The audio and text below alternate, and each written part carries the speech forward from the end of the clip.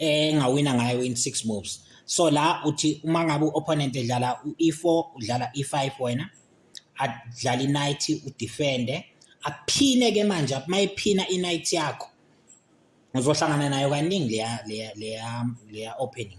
Wena uzobe usudlala i-knight lethu attack ipawn yakhe le. Uzoyidefend ipawn yakhe ngepawn. Kodwa uzonaka ukuthi ibishop yakhe sinama spaces awu3 ngaya kuyona. Emva kwalokho wena uzomove i-knight yakho uyeke ukuthi akathatha ipawn lakho lelathi udefende ngale knight. Mayike walithatha uzobe usu-attack ibishop.